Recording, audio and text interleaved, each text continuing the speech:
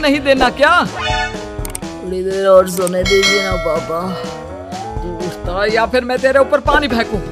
रोज गधों की तरह सोता रहता है, पेपर की कोई टेंशन ही नहीं है। और एक हमारा समय था जब हम पेपर में फेल होने के डर से रात भर पढ़ा करते थे, सो ही नहीं पाते थे।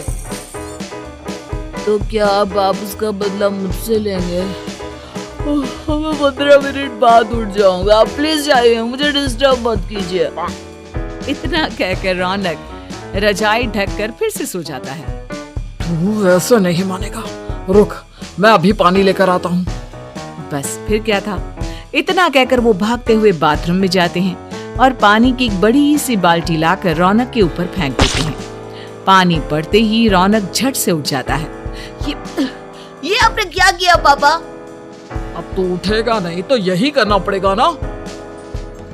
वैसे थैंक्स डैड, आपके कारण ना अब मुझे नहाने की भी जरूरत नहीं पड़ेगी। चलिए अब आप माँ से बोलकर मेरे कपड़े निकलवा दीजिए, तब तक मैं ब्रश कर लेता हूँ। वैसे कल ना आप एक काम और करना, नहलाने के साथ साथ मुझे ब्रश भी करवा देना। ये ब्रश करने में ना मुझे बहुत आलस आता है। रौनक की बातों से अरविंद का मुंह खुला का खुला रह जाता है। वो अपनी पत्नी कमला के पास जाता है और रौनक की हरकतों के बारे में बताता है, जिसे सुन उसकी पत्नी हंसने लगती है। तुम अपने बेटे को समझाने के बजाय हंस रही हो। रौनक बच्चा है, धीरे धीरे सुधर जाएगा, आप क्यों उसके पीछे पड़े रहते हो? अभी नहीं सुधरेगा तो कब सुधरेगा? 10वीं क्लास में है रौनक, वो अब कोई बच्चा नहीं रहा। अरविंद की इतना बोलते ही वहां रौनक भी आ जाता है। क्या डैड, मैंने आपको एक काम दिया था, वो भी नहीं हुआ आपसे। अरे क्या हुआ बेटा? माँ, मैंने डैड से बोला था कि वो आपको बोलकर मेरे स्कूल की यूनिफॉर्म निकाल दे, लेकिन मेरे पीछे पड़ने के अलावा इनसे एक काम ढंग से नहीं होता। देख रही हो कमला, देख रही हो अपने लाडले को? अरे आप चुप रहिए जी। चलो बेटा, मैं तुम्हें कपड़े निकाल कर दे देती हूँ बस। ऐसे ही साल पर साल बीतते जाते हैं, लेकिन रौनक के रवैये में कोई बदलाव नहीं आता। वो पहले से भी ज्यादा आलसी और पूरी तरह अपने माता पिता पर निर्भर हो जाता है। 2 साल बाद पता नहीं कहाँ गायब रहता है पूरे दिन, अब तक तो आ जाना चाहिए था। अरे आप इतनी फिक्र क्यों कर रहे हैं उसकी? दोस्तों के साथ खेल रहा होगा, आ जाएगा अभी। ये कोई टाइम है खेलने का? 10 बजने वाले हैं, इतनी रात में कौन खेलता है? कमला कुछ कहती उससे पहले ही रौनक वहां आ जाता है। मम्मी जल्दी से खाना लगा दो, बहुत भूख लग रही है।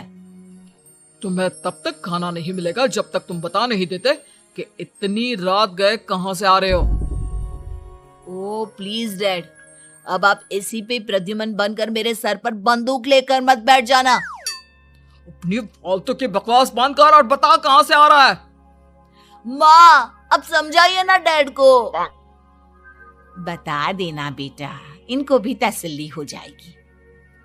आप बोल रही हैं तो बता देता हूँ, मैं दोस्तों के साथ मूवी देखने गया था, इसलिए देर हो गई। तो इन सब चीजों में मेरे पैसे उड़ाता है। कभी 1 रुपया कमाने के बारे में सोचा है तूने? जब देखो हवा की तरह पैसे उड़ाता रहता है। माँ अब आप इन्हें चुप करा दीजिए, वरना ना मुझे गुस्सा आ जाएगा। अच्छा क्या कर लेगा? बता ना क्या कर लेगा तू? वैसे बात तो ठीक ही है, मैं कर ही क्या सकता हूँ। पैसे तो फिर भी मैं आपसे ही मांगूंगा ना। चलिए अब ये सब बात छोड़िए और मम्मी मेरे लिए खाना लगा दीजिए। अभी लगा देती हूँ बेटा। मैं बता रहा हूँ कमला, एक दिन ये ऐसे ही बिगड़ जाएगा। ओफो, आप क्यों इतना पीछे पड़े रहते हो मेरे बच्चे के? बाद की बात में देखेंगे, अभी आप शांति से उसे खाना खाने देंगे। अगले दिन डैडी मुझे 10,000 रुपए चाहिए। हाँ? अब इतने पैसे क्यों चाहिए तुझे? डैड आप बिना सवाल किए कभी पैसे नहीं दे सकते क्या? जब तक तू बताएगा नहीं तुझे पैसे भी नहीं मिलेंगे। अरे अब आप अपने बेटे को पैसे भी नहीं दे सकते? नालायक, तेरी उम्र के लोग नौकरी करते हैं और एक तू है जो नौकरी करने का नाम ही नहीं लेता कभी। आप लोगों के होते हुए भला मैं नौकरी क्यों करूं? अरे हम कब तक पैसे देंगे तुझे? तुझे भी तो अपने पैरों पर खड़ा होना होगा ना। कौन सा उधार के पैरों पर खड़ा हूँ? अपने ही तो पैरों पर खड़ा हूँ मैं। इसी तरह रौनक दिन प्रतिदिन लापरवाह होता जाता है। उसकी लापरवाही को देखते हुए अरविंद और कमला अपने बेटे की शादी कराने का फैसला लेते हैं और 1 महीने के अंदर अंदर ही रौनक की शादी मेघा नाम की लड़की से करा देते हैं। शादी के कुछ दिन बाद, रौनक, मुझे एक अच्छी सी साड़ी चाहिए, आप ला दोगे ना? हाँ, क्यों नहीं। कितने तक की आती है साड़ी? यही करीब 5,000 तक की। तुम चिंता मत करो, मैं आज ही डैडी से पैसे मांगकर तुम्हारे लिए साड़ी ले आऊंगा। आप कब तक ऐसे ही अपने पापा से पैसे मांगते रहेंगे? कोई अच्छी सी नौकरी क्यों नहीं कर लेते आप? अरे डैड के होते हुए मुझे नौकरी करने की जरूरत ही क्या है? पर आप ऐसे कब तक उनसे पैसे मांगते रहेंगे? कुछ आपको अपने दम पर भी तो करना होगा ना। अब तुम भी बाकी लोगों की तरह मुझे ज्ञान देना शुरू मत कर देना। साड़ी चाहिए ना तुम्हें, मिल जाएगी बस। इतना कहकर रौनक अपने पिता से पैसे मांगने चला जाता है। डैडी, मुझे 5,000 रुपया चाहिए। अब 5,000 क्यों चाहिए तुझे? वो मेघा को साड़ी चाहिए थी। अरविंद आगे बिना कुछ कहे चुपचाप उसे पैसे निकाल कर दे देता है। कुछ दिन बाद, तुम्हें नहीं लगता कमला, रौनक हम पर पहले से भी ज्यादा डिपेंड हो गया है? मुझे तो अब उसके भविष्य की चिंता होने लगी है। कल को हमें कुछ हो गया तो वो क्या करेगा? काश तुमने पहले ये सोच लिया होता तो आज हमारा बेटा इतना लापरवाह नहीं होता। तब मुझे कहाँ पता था कि मेरा लाड प्यार उसे इतना बिगाड़ देगा कि वो इस हद तक लापरवाह बन जाएगा। कोई बात नहीं, अभी भी देर नहीं हुई। मुझे पता है उसे कैसे सुधारा जा सकता है। कैसे? अरविंद कुछ कहता उससे पहले रौनक वहां आ जाता है और पैसों के लिए हाथ फैलाने लगता है। डैड, मैं और मेघा बाहर घूमने जाना चाहते हैं। अरे वाह, ये आज सूरज कहाँ से निकला है? Dad please. अच्छा चलो अब मुद्दे की बात करो। मुझे अब 25,000 चाहिए। अब तुम्हें 1 रुपया भी नहीं मिलने वाला। अगर तुम्हें पैसों की इतनी ही जरूरत है तो कोई ढंग की नौकरी कर लो। मम्मी, आप कुछ कहिए ना डैड को। बेटा, वो गलत क्या बोल रहे हैं? ये सब हम तेरे भले के लिए ही तो कर रहे हैं। मम्मा, मैंने बताया ना आपको, मुझे नहीं करनी कोई जॉब वॉब। तो ठीक है, निकल जाओ हमारे घर से। तुम्हारे जैसे लोगों के लिए मैंने ये घर खड़ा नहीं किया है। जितना ये घर आपका है ना, उतना ही मेरा भी है। मैं कहीं नहीं जाने वाला। जाना तो पड़ेगा ही तुझे, क्योंकि अब मैं तेरा कोई भी खर्चा नहीं उठाने वाला। ठीक है, मत उठाइए मेरा खर्चा, मैं अपने दम पर भी जी सकता हूँ। तो बेशर्मों की तरह अब तक यहाँ क्यों खड़ा है? अपना सामान ले और निकल जाए यहाँ से। रौनक पैर पटकते हुए वहां से चला जाता है। घर से निकालना जरूरी है क्या उसे? बिना पैसों के कौन रखेगा उसे किराए पर? अगर उसका भविष्य सुधारना है तो हमें अपने दिल पर पत्थर रखकर ये कदम उठाना ही होगा। दोनों बात कर रहे होते हैं कि रौनक अपनी पत्नी के साथ एक बड़ा सा बैग लेकर घर से निकल जाता है, लेकिन घर से बाहर उसे कोई भी मुफ्त में अपने घर किराए पर नहीं रखता।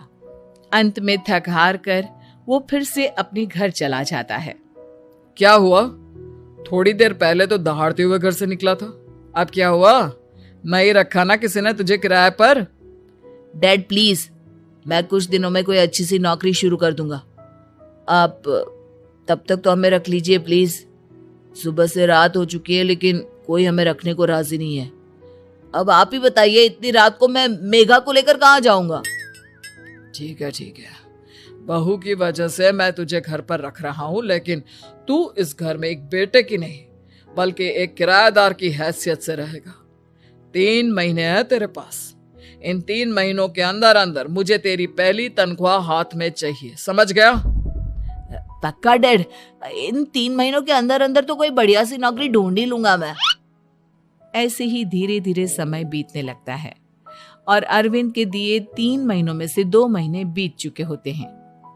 पापा जी ने हमें 3 महीने दिए थे, जिसमें से 2 महीने तो बीत चुके हैं। अब ये आखिरी महीना बचा है। अरे तुम चिंता मत करो, आज मेरा ना 2 जगह इंटरव्यू है, दोनों में से कहीं ना कहीं तो जॉब लग ही जाएगी।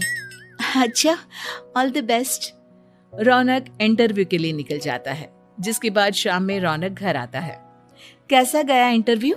आपकी नौकरी लगी या नहीं? अरे पहले सांस तो ले लेने दो अच्छे से। बताइए ना, मुझसे तो जरा भी इंतजार नहीं हो रहा है। वो दरअसल बात यह है कि मेरी नौकरी तो लग चुकी है, लेकिन पैसे बहुत कम है। कितने पैसे हैं? 15,000। इतने में अरविंद और कमला मिठाई का डिब्बा लेकर आ जाते हैं। बधाई हो बेटा। हम जानते थे तेरी जॉब जरूर लगेगी। लेकिन मेरी सैलरी बहुत कम है मम्मा। कम है तो क्या हुआ, धीरे धीरे बढ़ जाएगी। हाँ बेटा, हम तो बस चाहते थे कि तू अपने पैरों पर खड़ा हो जाए। मतलब अब आप मुझे घर से नहीं निकालेंगे? नहीं, ये सब हमने तुझे जिम्मेदार इंसान बनाने के लिए किया था। Thank you mummy papa. अगर आप दोनों ऐसा नहीं करते तो मुझे कभी अपनी जिम्मेदारियों का एहसास तक नहीं होता। आज आपने मुझे सिखा दिया कि इंसान का अपने पैरों पर खड़ा होना भी जरूरी होता है। इतना कहकर रौनक झट से अपने माता पिता के गले लग जाता है और अपनी कमाई की पहली तनख्वाह वो अपने माता पिता के हाथ में सौंपता है। इस तरह रौनक एक गैर जिम्मेदार व्यक्ति से एक जिम्मेदार व्यक्ति बन जाता है।